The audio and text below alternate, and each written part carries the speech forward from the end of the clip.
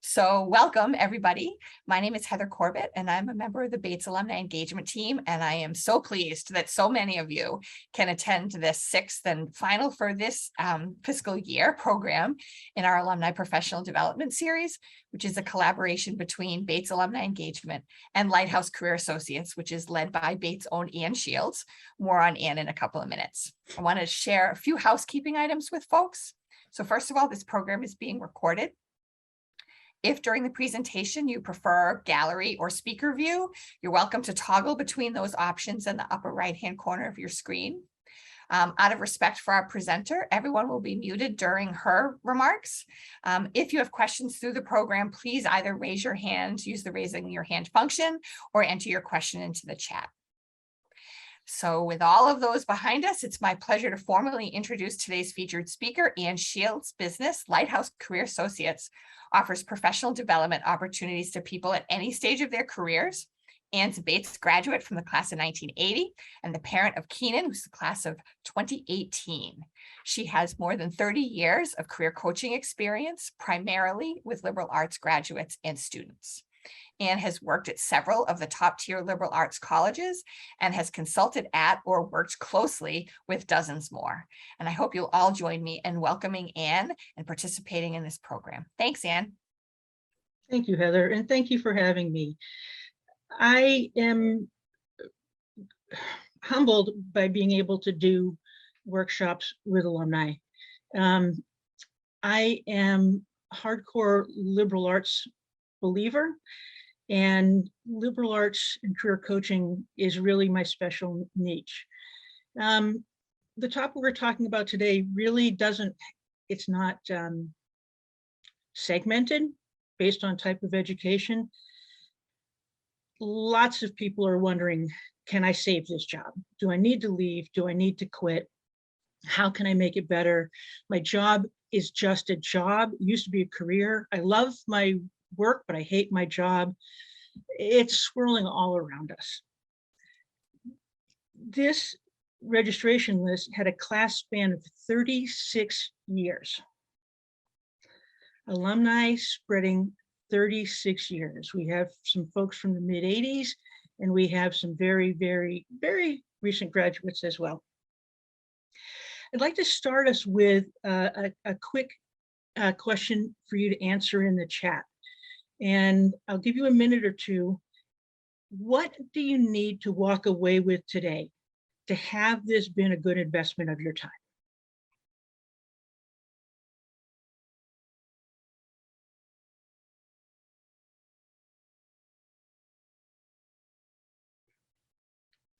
I will use these comments to adapt my talking points so that I hit as many of your specific questions as possible.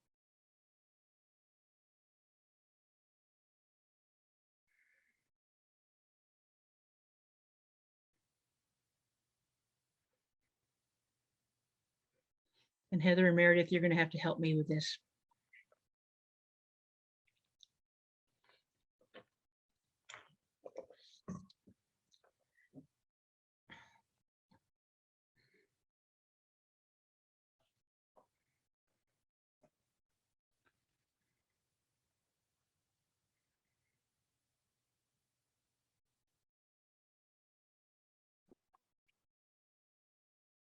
Ann, would you like us to read some of these for you? Yes, please. Okay, so one of the things Kristen said is an understanding of how to talk about her work as part of a greater plan. Leslie mentioned understanding of factors that may be biasing me to leave my job, but aren't my employer's or my job's fault. Cindy mentioned way to evaluate subjectively the question, stay or go, and if go, what now? Jenna mentioned identifying when toxic work environments cannot be salvaged or saved.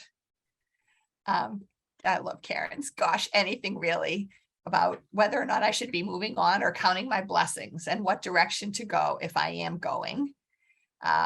Karen mentioned a strategic roadmap or at least a foundation for whatever the next roles may be. David mentioned, I hope that this discussion serves as a catalyst for evaluating how to make my job work better for me personally and how I can perform well at work and make the decision of next step. Allison mentioned how to bust through inertia. Andrea about how will the possibility of the recession affect my prospects and job security if I decide to leave now. Those are all fabulous. Wow. Good stuff. Can't promise I'll hit every one, but I will do my best.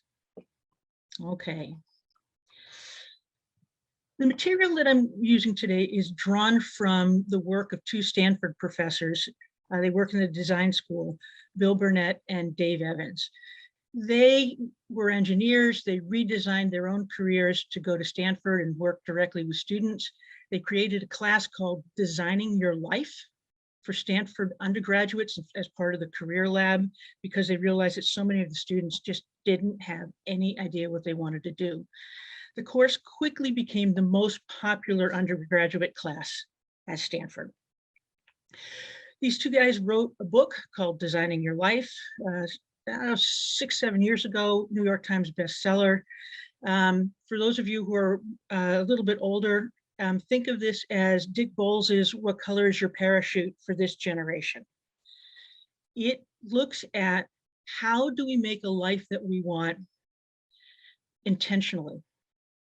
How do we think about the pieces of our work or our lives that are important to us and then find ways to prioritize them? In theory, that's not rocket science. In reality, we all know that life seems to take over and our best intentions sometimes get left in the dust. Burnett and Evans wrote a second book that was released just a week or two prior to COVID or after COVID, like right at the same time. And the book was Designing Your Work Life. And it was written for people who said, you know, this designing your life, start from scratch, do your hardest you plan, do what you love, is lovely, but some of us are in jobs and we can't recreate. We are where we are. Can you help us figure out how we can make where we are better? They did that. And then with COVID, they decided they needed to do some significant additional work, designing your new work life, which takes into account the disruptions from COVID. Not only for individuals, but in the workplace generally. I've done training with these two guys. Some of the slides that are in here are theirs. As a certified coach with them, I'm allowed to use their materials. I just want to make sure I'm giving credit where credit is due. Here are my objectives for today: to learn the mindset and tools for design thinking, to apply the concept of design thinking to current employment status, come up with a couple of prototypes to try, and understand the principles of quitting well. There's a lot here. I'm going to go pretty quickly over the first quarter of the content, with the assumption that most of you did look at the videos that I asked you to look at in advance. Whether we're looking at our first jobs or a mid-career shift, pivot, or retirement plan, we can plan and plan and plan, but then our plans hit reality. And it may be a reality of a mismatch with a boss, or a boss who's never supervised, and it's pretty darn obvious that they've never supervised, or the work hours are horrible, or the job descriptions change from the day you took it to the day you showed up. Things happen all the time. It's just life. However, new things are happening. This was going on before COVID. Most of you know this model for Maslow. It's a graphic showing Maslow's self-actualization, but it's been converted over to employment engagement. Survival. I have migraine headaches. I'm sick to my stomach. I can't sleep at night. That's probably right there with diagnosable job burnout. Mayo Clinic has now created a descriptor of what that looks like. Disengaged, engaged, sorta, and highly engaged. The highly engaged people are loving what they do. And whether they are loving what they do and don't plan to change, or loving what they do and have ambitions to move on in that field, it doesn't matter. It's happiness, it's satisfaction. It's, I like it here, I find meaning here, I'm happy. And then below that is just the variations of what all of us have probably felt in different jobs that we've had. I'd like to do a quick poll right now. And Heather's going to put it up. What I'd like you to do is mark where you feel you are right now in this spectrum.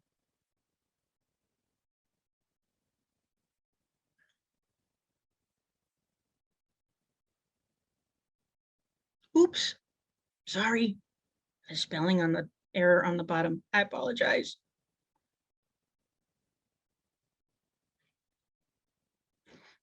Please respond.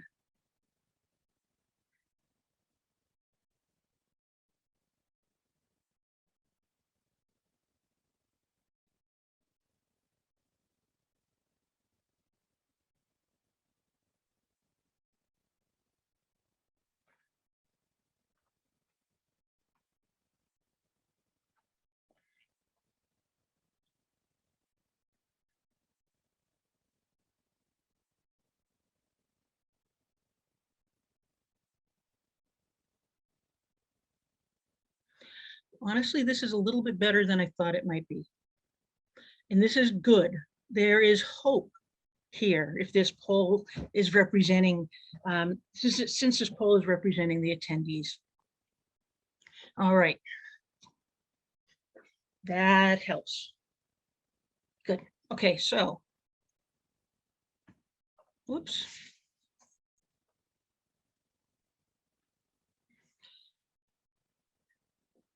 Bill and Dave use this framework for designers to think about, well, pretty much everything they do.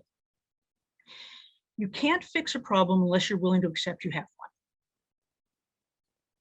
Straightforward. You have to be okay that that problem exists.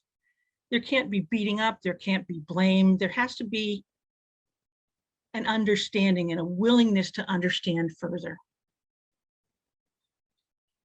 In order to really start making a change in an item or a plan or a decision, it's really important to define exactly what the problem is. So if I'm making hand mixers to make cake, I can't just say, I want a handle that's comfortable. Yeah, I need to be a little bit more specific. And then specificity might have to do with the average size of hands, or average size of hands of people who cook. It might be the angle that the handle is on. Is it perpendicular? Does it have a little bit of an edge? But you have to define the problem.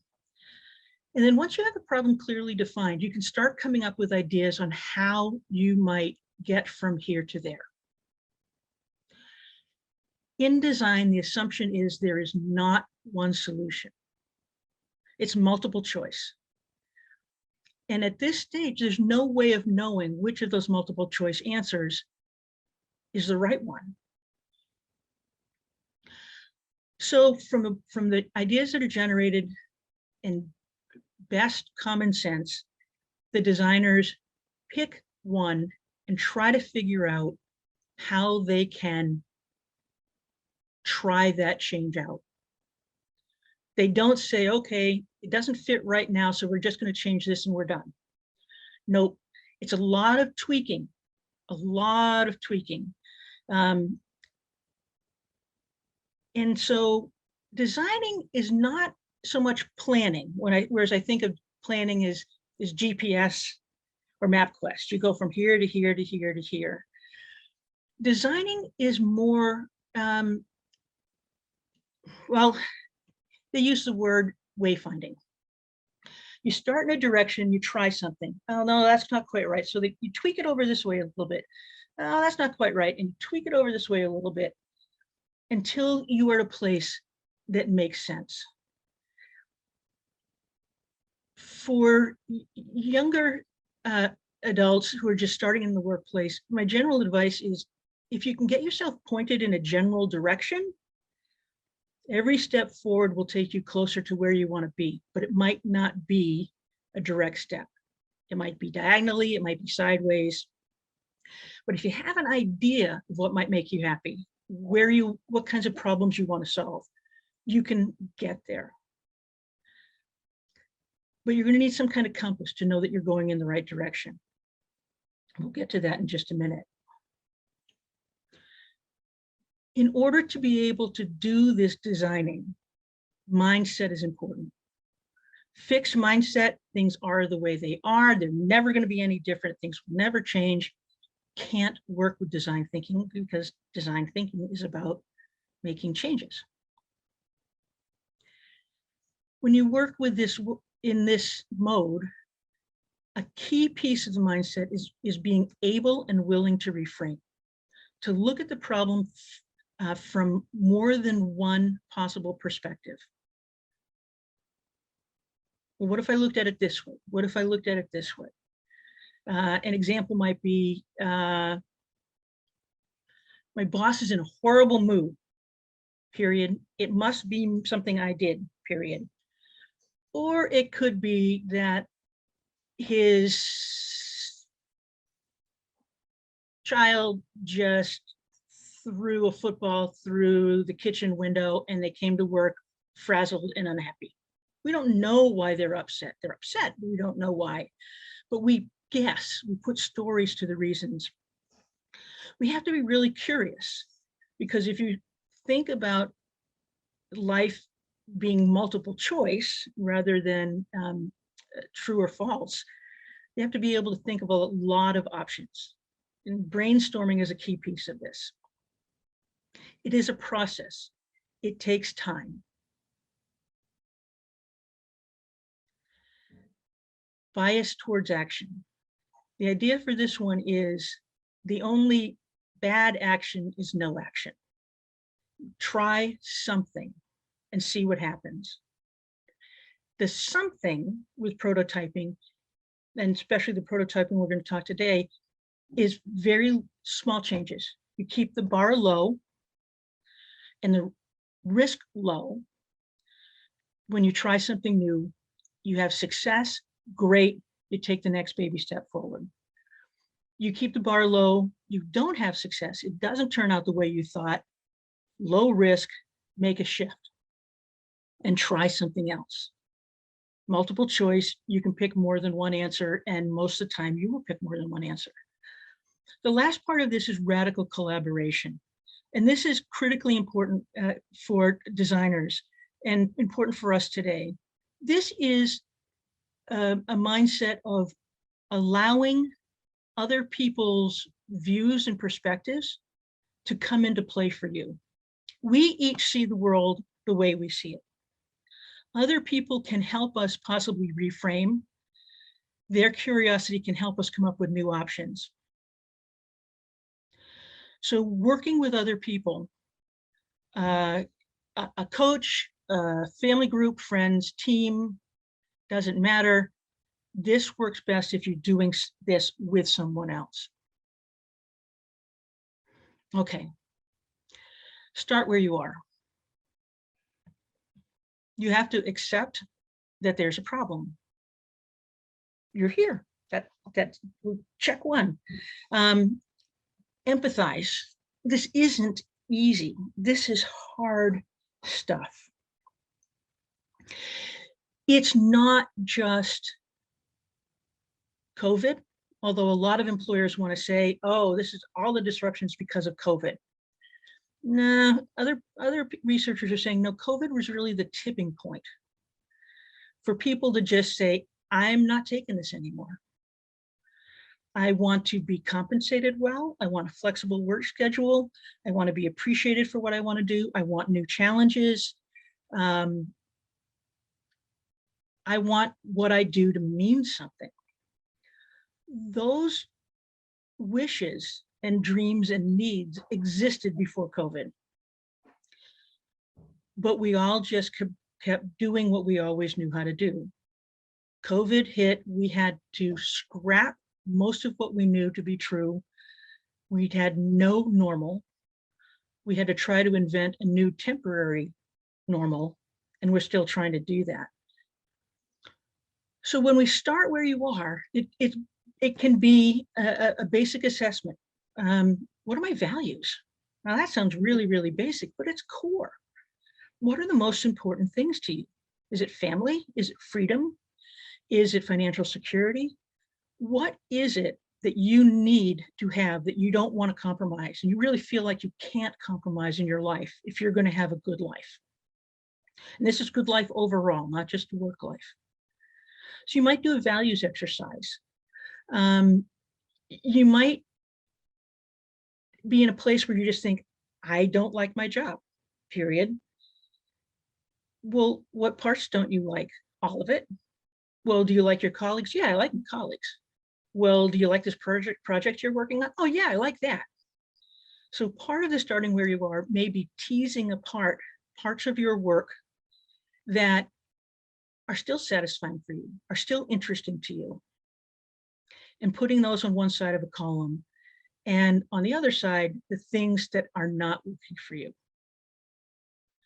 So we're already breaking down the I really don't like what I'm doing into smaller, definable pieces, discernible pieces.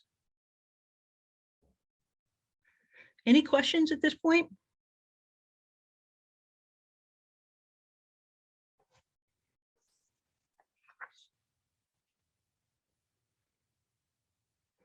Okay.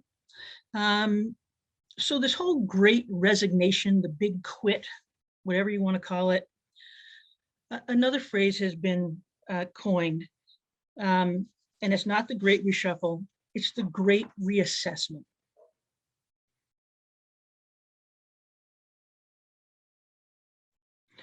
The vast majority of people who quit their jobs have taken other jobs, different jobs that better match their values.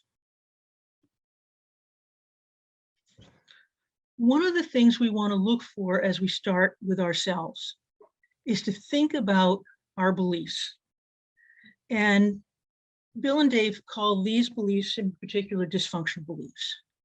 I need to be passionate about whatever I need to do, I need to be passionate about.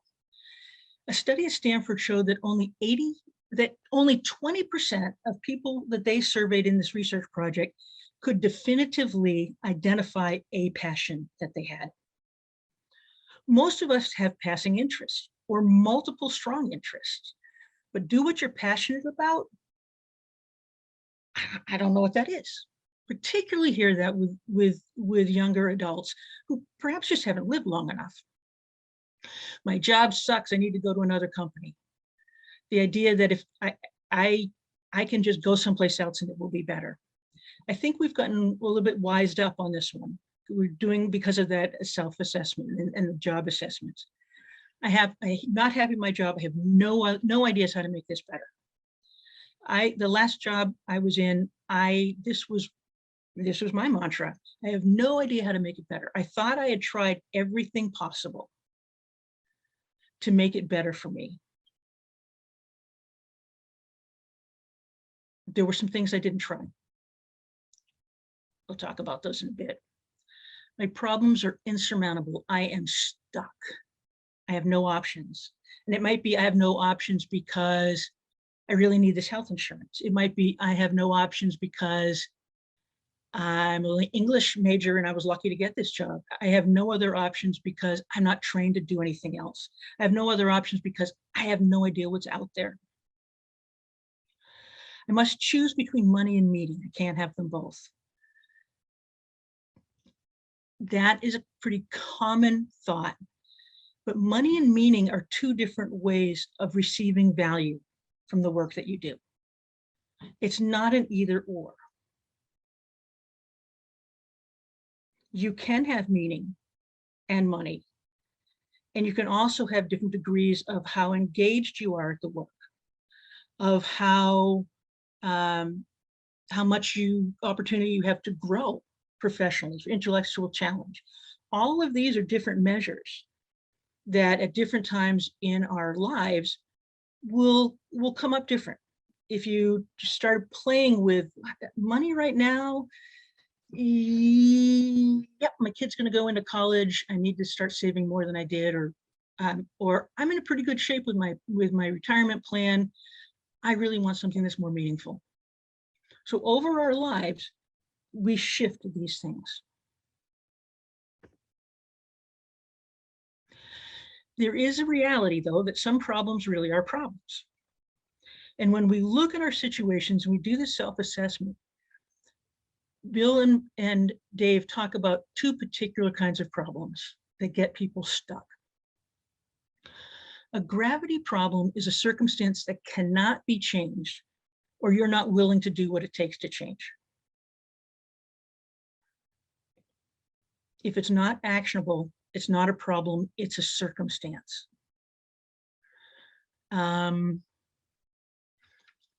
My company is relocating, and I can go or not go. Well, I'm not willing to go, so I've made a choice. It's a circumstance.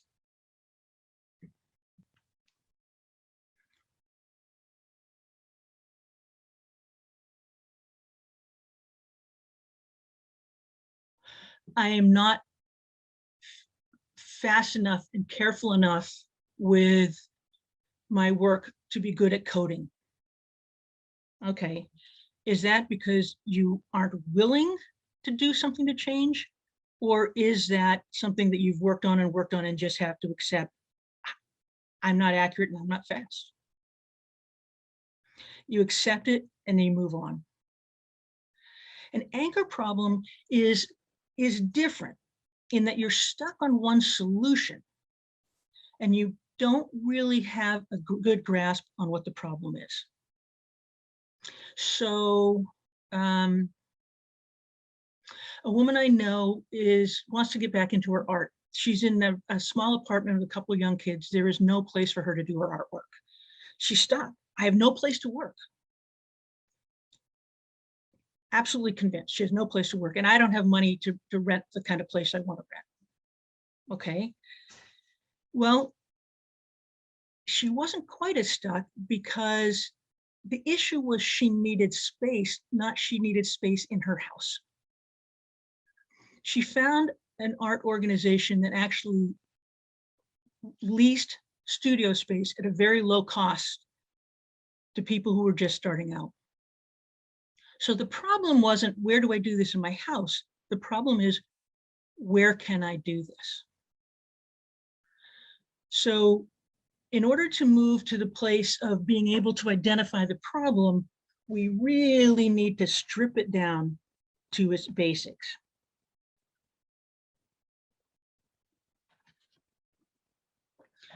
And the basic is a minimum actionable problem. I don't know if this is actually design talk or just Bill and Dave. So I apologize for not knowing that. But this is the what's really going on. My boss is a jerk. Well, okay. Can you dig a little bit deeper? My boss is a jerk because of the way he gives criticism. Can you do it a little bit more? My boss is a jerk in the way that he gives criticism because it's not exact enough and I really don't know what he's saying. Okay, so what's the problem? I don't understand what my boss is asking and saying. Now that doesn't preclude that the guy's a jerk or the woman's a jerk. That could very well be true, but you want to bring the problem down to what actually is going on here. Name it. Strip out all the dramatics, strip out the emotions. This isn't about character assessments. It's just what's going on. What is it that you need and want that you aren't getting? And you have an anchor problem if you think, I'm not getting what I need because so-and-so won't change.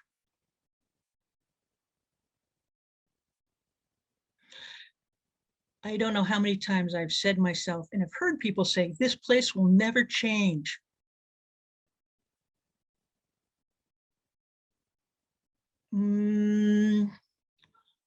Probably it will change.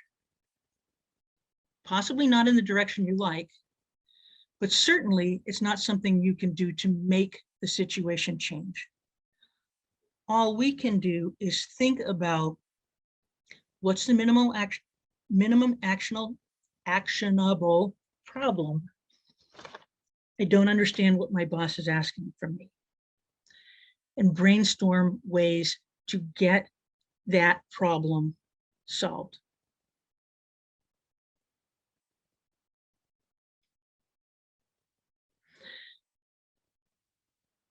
And there could be any number of ways. There could be, well, I could ask my boss to be clearer about what's being asked.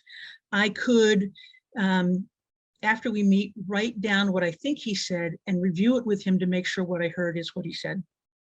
I could go to one of my colleagues who does seem to have a good relationship with this boss and understand what's going on and ask for help interpreting or some guidance on how to approach the boss that I think is a jerk and that I can't understand. We can choose to reframe the problem and say, this is the problem. What can I do to address it in a small way? Not a huge risk. Not confronting the boss and saying, I have no idea what you're ever talking about, or going to HR and complaining the first time it happens. No, we try a couple of things first. The boss will never change. That's possibly true. The boss may have been giving feedback poorly for her whole career. And you still want feedback. How are you going to get what you need?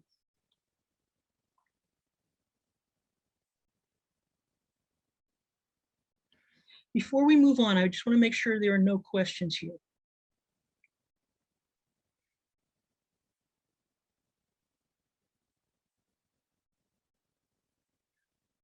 I flew over this pretty fast.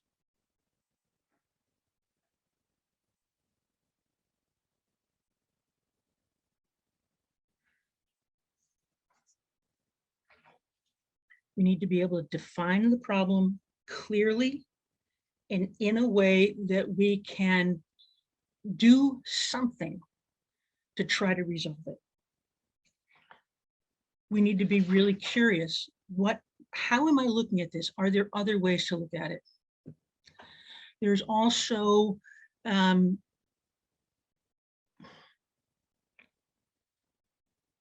being willing to throw out all kinds of ideas, even if your rational mind is saying, no, it won't work, it won't make a difference. Because when we're unhappy, it can be hard to reframe. It can be hard to be imaginative, to be creative. And if we're really unhappy, the steps we want to take may not be little small ones to see if they work. They may be more drastic. We'll come to that too. Heather, Meredith, are there any questions up to here? I have not seen any at this time, Ann. Okay.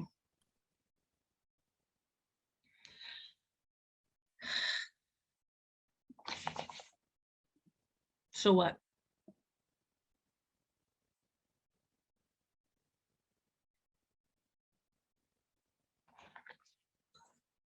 The so what is, I'd like you to take a couple of minutes and just think about a couple of things that you are unhappy about at work, things that leave you wanting to disengage.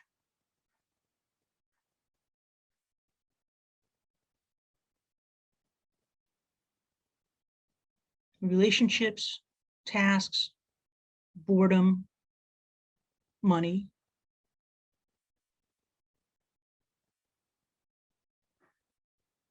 You just don't like this work anymore. You want to do something different.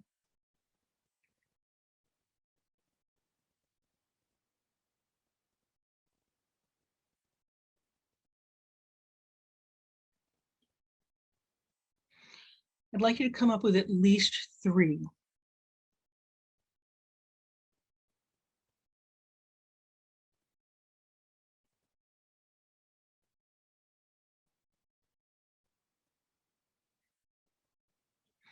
And when you have those, could you raise your hand, and Meredith, give me a sense of when we're about, I don't know, about half of the people maybe have raised their hand?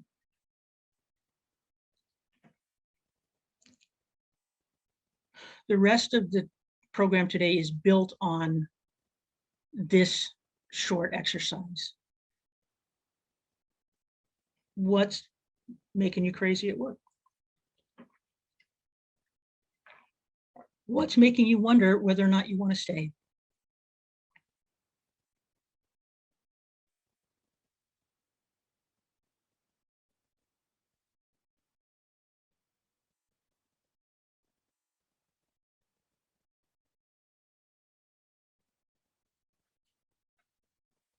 How we doing, Meredith? Have about 7 so far. Hope to Okay. Okay, and how many are on the call today? 27 total. Oh, come on, people.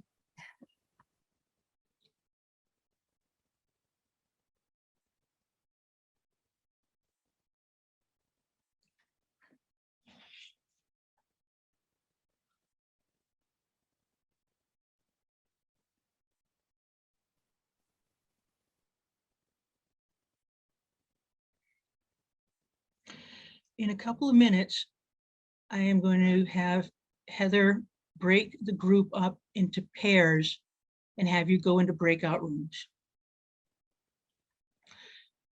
So if you haven't written a minimum actionable problem right now, I advise you to do it, because in the breakout room, I want you to help each other get that problem, that frustration stripped down to its very basic need or want. I want more appreciation shown to me for my output.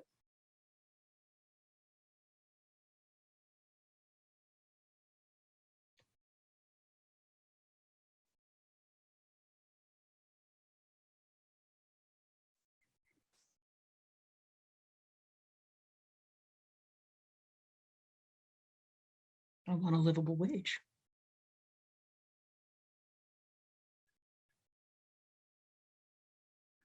I need flexibility in my time so I can care for my family the way I want.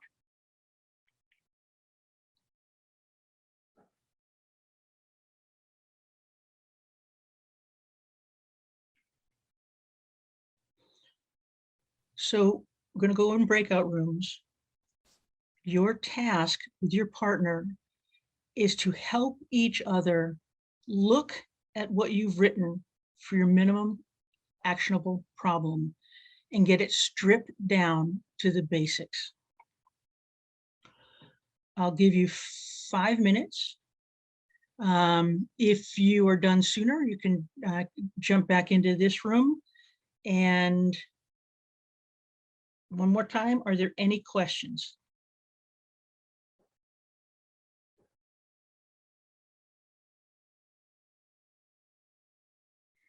You and your partner are going to get it down to what's really, really going on. Okay, Meredith, when you're ready. Sure thing.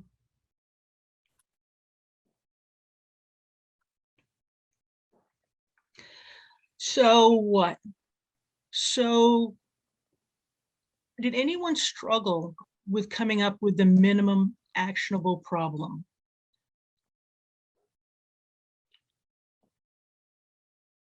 Throw it up in the chat or raise your hand. And Meredith, if you could unmute somebody who wants to bring something to bounce around.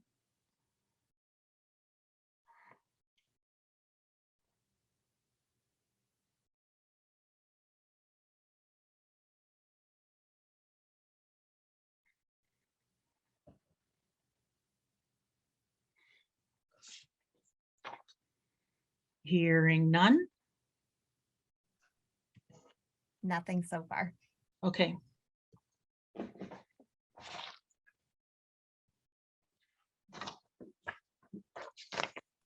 Oh, and it looks like there is one from Karen. Okay. Karen, if you'd like to unmute yourself, you're welcome to ask. Hi, my partner and I had one problem in common, which was that projects are poorly managed by the managers at our organization. And we ran out of time to work really, to discuss actionable steps. We could have used some longer time, but we were making progress. But a couple of ideas for that we had were to be more clear about our boundaries and what we can and can't accomplish in the time that we're given. And then to sort of use the same technique you mentioned about not getting along with your boss or having a boss who's a jerk, to clearly identify the steps that are involved in the project when you're given a project, so that you're sort of making, even if there's not clear orders given to you, that there's that you sort of lay out what the clear expectations are. Oh, you guys jumped the gun. Good for you. So what the minimum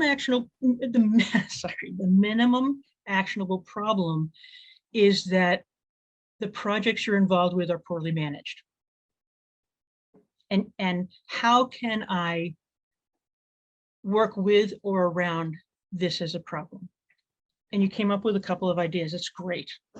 So what you were talking about were prototyping steps, stuff that you might try stuff. Prototyping is the part of the process that you assume life is multiple choice. There are a lot of possible ideas, and we can agonize forever about which is the best way to solve something. But it's quite possible that there is no best, that there's a lot of okays. There are a lot of, well, this could help some. In this stage, the fight, and it can be a hard one, is against the mindset that says good enough isn't good enough.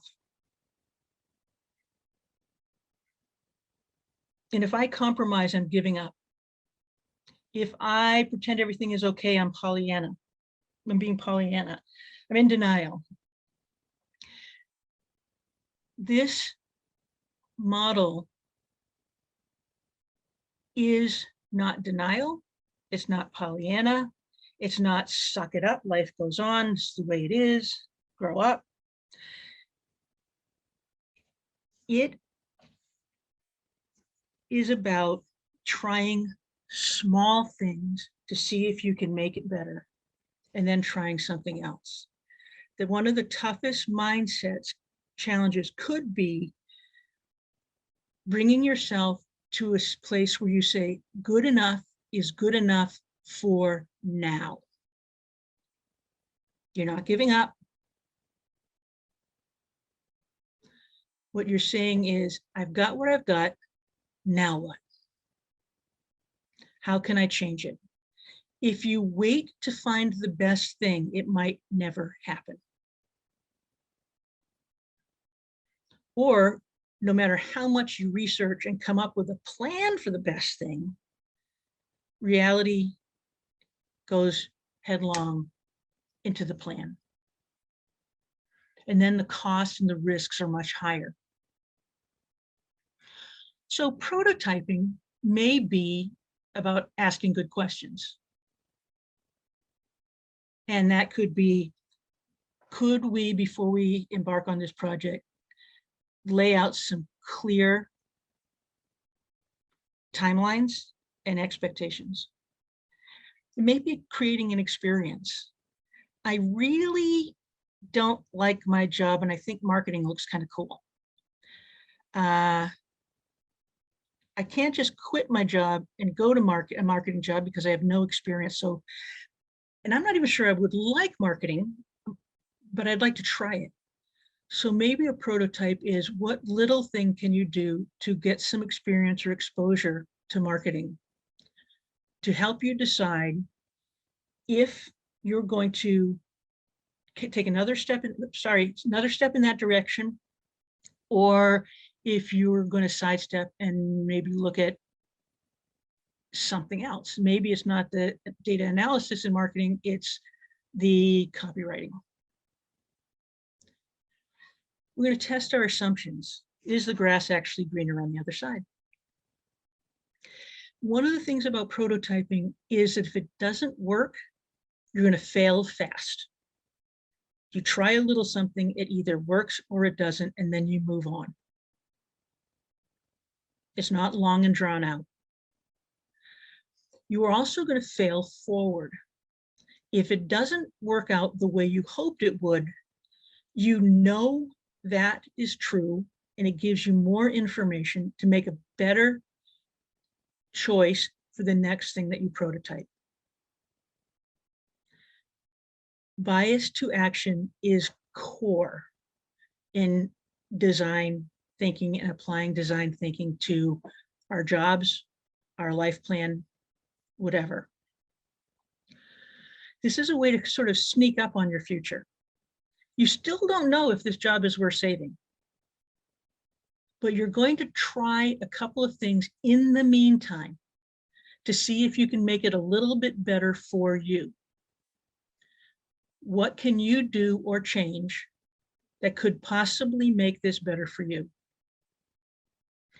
And through this process, you will build empathy for yourself and for your colleagues who are struggling as well. And at this point, it's also helpful to possibly bring in some others, depending on the toxicity of your workplace, and compare notes. Try different things with somebody else. Share the experimentation. So the next thing we're going to do based on prototyping is start thinking about the best option. There's a best theoretical option. Oh, if only I could do this. If only she would do that. Most of the time, the best theoretical options are in our heads. They're probably not actually doable, or the risk is very high.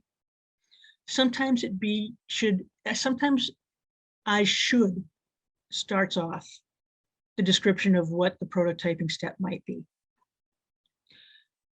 Multiple choice. This is where you create as many options as you can think of to try to address that minimum actionable problem.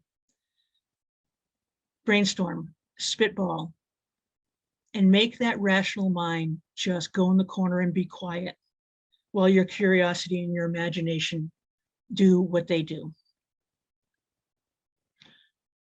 Once you have a number of possible options, look critically at it. If some of them are theoretical options, like that's never really going to happen, you know, the boss is not going to wake up and one day just be enlightened that they need to change their communication style. If it requires a miracle, cross it off. But get everything onto the list. Don't cross things off until you're ready to sit down and sort through them. The best doable option will be small. Most of life's problems have lots of possible solutions. You don't have to figure it out all now. You just need to make a choice and try something.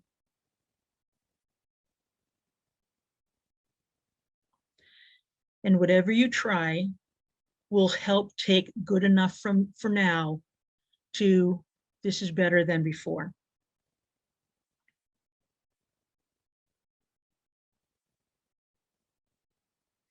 Once you have that problem stripped down, it's more manageable. In reality, you may have 20 minimum actionable problems, depending on your workplace. But right now, we're looking at, Can this job be saved?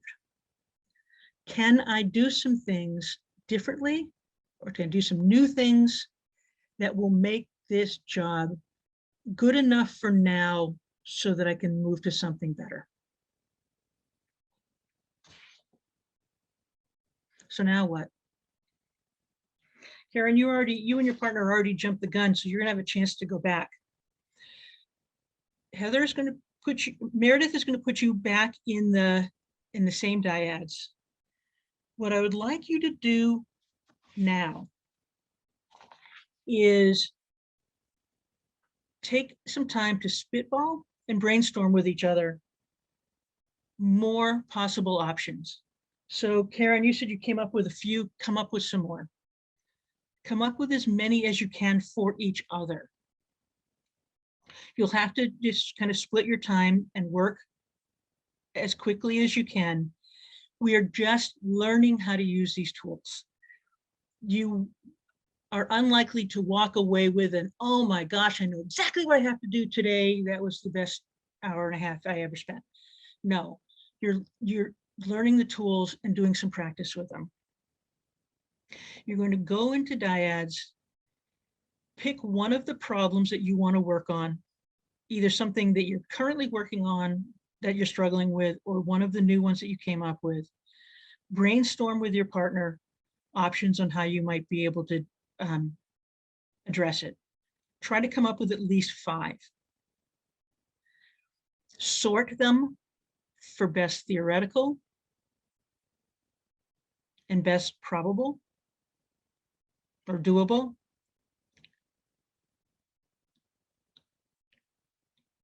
And then pick one that seems like something you would be able and willing to try.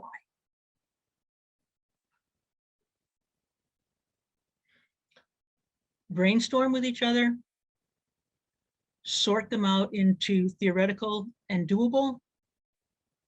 Pick one of yours that is doable and commit to trying it. And I'll get to that part on the next slide.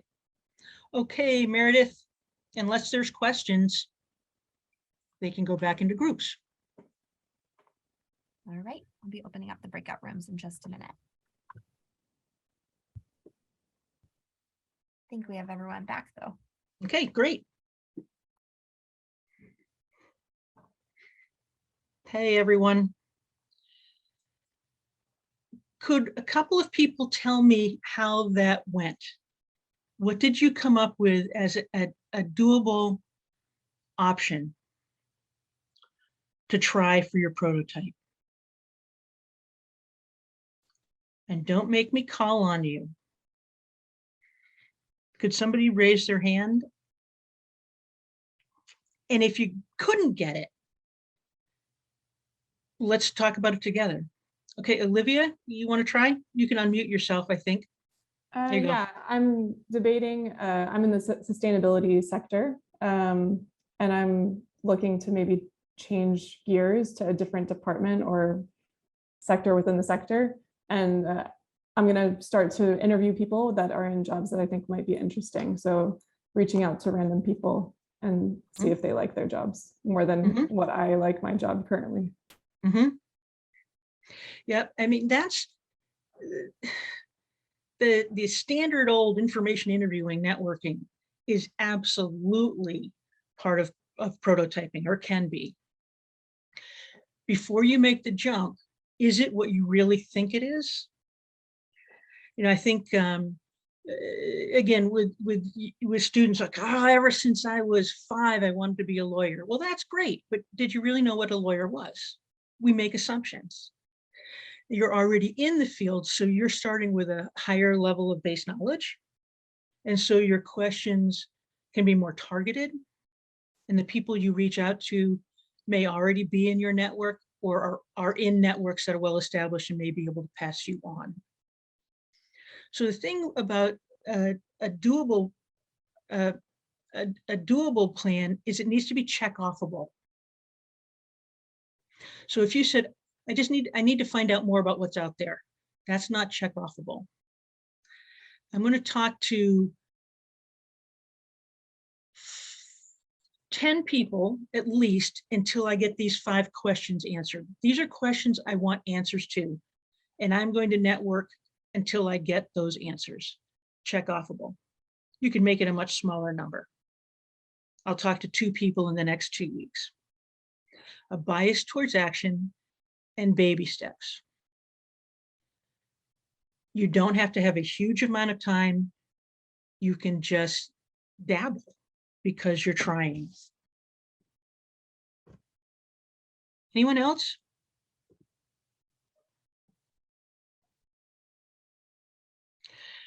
If you have a doable step that might be, I need to learn more about accounting. One doable step might be to identify someone in marketing that you've been in a meeting with, that you connected with, and take them out to lunch. And start learning about marketing and ask them. Again, it's information interviewing. If you're not sure what your boss wants,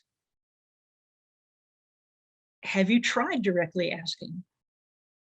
Can you say this or that? Depending on your boss, it might not work. Then maybe the action step is to talk to a veteran in the department who seems to be successful and ask what they do to be able to overcome that challenge. This model is slow and it's methodical and it's strategic. There could be a point where you try several different approaches, and you may already have done several of these steps already. And then it's, how do I know? Have I done enough? Can I say I actually could leave thinking I did everything I could to make this job work? Or, as some of us do, did you look at the equation and then agonize because you just weren't ready to make the step of quitting the job? Understandable. In this market, you just don't know. You're going into a field of making it move into a field that may be volatile, or there may be some furloughs or layoffs coming down the road. Some economists are saying, well, I'm not sure you want to go there. You want to be cautious. And that's why you want to quit well. If you decide you have done everything possible, you have tried different things, and good enough really isn't good enough, you've tried, then it's time to make the choice about quitting. There are lots of reasons to stay where you are because of benefits, perhaps, or possibilities for advancement. But maybe one of the reasons you're looking to go is that you're stuck at a level that's not working for you anymore. The times to really look, absolutely, is if there's talk of a furlough or layoff.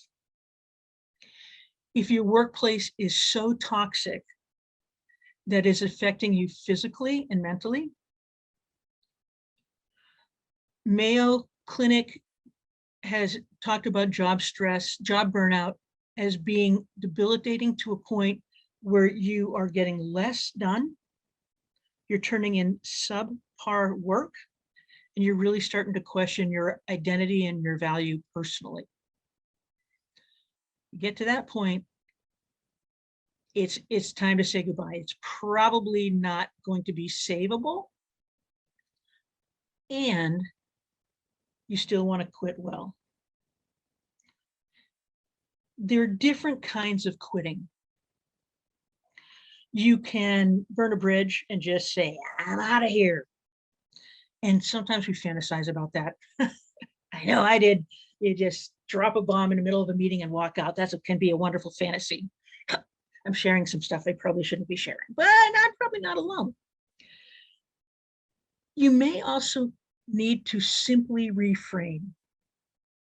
Here's an example, and actually simple is not fair. You may have an ill child and the current employment has the best possible health coverage that you could anticipate in your industry. You hate your job, you need the coverage. It will take work to reframe to a point of saying, I am working for the health and well-being of my child. And that's the meaning for your work. The work itself may have no meaning. The people may be really unpleasant. And you can feel like, I really don't want to be here anymore, but I'm working for the greater good, for the health of my child. Reframe it and have that be your driving force. Each time you think, I hate it, catch yourself, reframe it. Another possibility is to do the redesign, which we just talked about. Another possibility is to think about, sorry, stop in my head, is restructuring. Is it possible within your own job, the job that you're currently in, to negotiate for some new projects, some different projects, something that will help you build your skills, something that may challenge you a little bit more? Is there something you can think of that you might like to work on? Can you write it in a proposal form and present it to your boss? Right now seems to be a time when many employers are imagining flexibility that they've never imagined before. They're short-staffed. They can't afford to lose somebody. They are hearing the voices that people are unhappy. And many of the employers will want to retain their talent and will make adaptations that will make your job good enough for now, better than it was. Another option is to see, is there someplace else in the organization you can go? None of these are permanent. Good enough for now. You will still be throwing out ideas. You will still be prototyping. You will still be networking. If you choose to quit, quit generatively. Be strategic about what you're doing. If you give a 2-week notice, because that's what people do in my world, it's a 2-week notice. Yep, that may be the standard. What can happen though is once we make up our minds, I'm quitting, I'm going to find another job, we check out of the job that we're in. It might take 4, 6, 10 months to land the new job that you want. And if you check out that early, you have missed opportunities to grow, to be challenged, to shine, to ensure strong references. It's easy to check out. It's also easy to be a lame duck. You're leaving quickly, you're leaving in 2 weeks, you're not going to go, we don't need you at these meetings, we don't need this, we don't need that, And I had a boss at one point say, well, why don't you just take the month off, we'll pay you. Just go do a job search. Wasn't what I wanted to do. I wanted to finish my work and finish it well. I wanted to continue working on some projects that I had started. I needed time to network. One of the worst things you can do is quit without already having a job lined up. While you are in the process of quitting, you haven't resigned, but you are in the process of quitting. You are thinking about, what else do I want to do? Where do I want to be? Who do I want to be with? What parts of this job would I like to have continue and travel with me? What parts do I absolutely want to leave behind? It's another opportunity to do that self-assessment. What are my core values? And what can I look for that will help get me in a space of more integrity or coherence with the things that are most important to me? You want to leave the job better than you found it. If you're staying in the same industry in particular, because the world is large, but the world is small. A comment by somebody at a networking event of, oh, so-and-so's working for you now, man, did they leave a mess behind them? That situation can follow you and damage you, even though you're starting off clean and fresh in a new environment. Quit with a plan. Quit with your bridges still intact.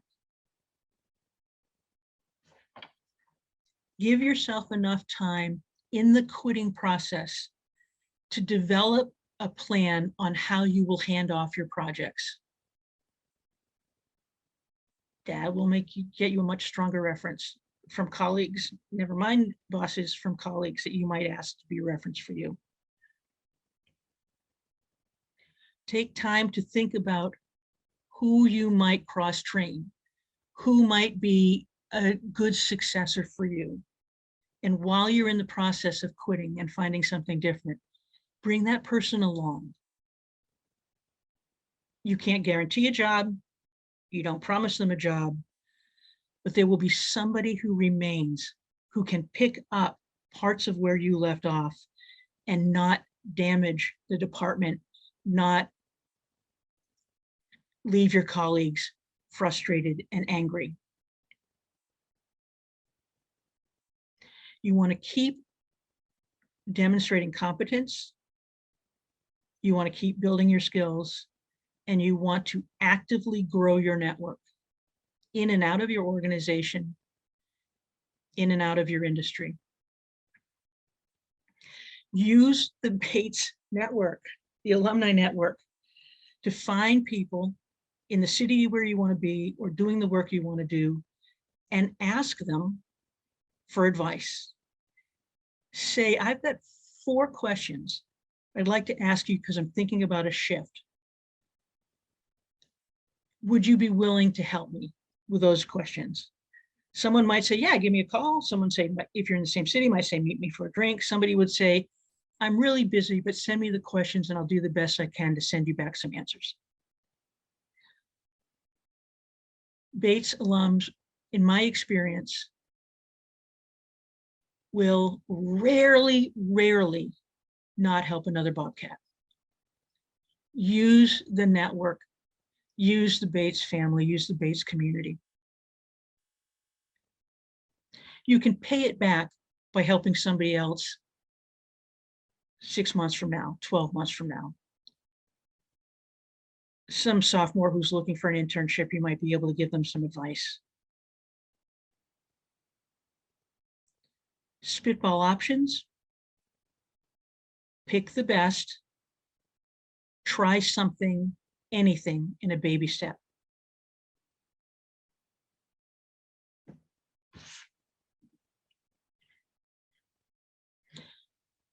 I'm happy to take questions for a few minutes at the end, or you can add questions to the chat, or you can send them to me at lighthousecareercoach.com.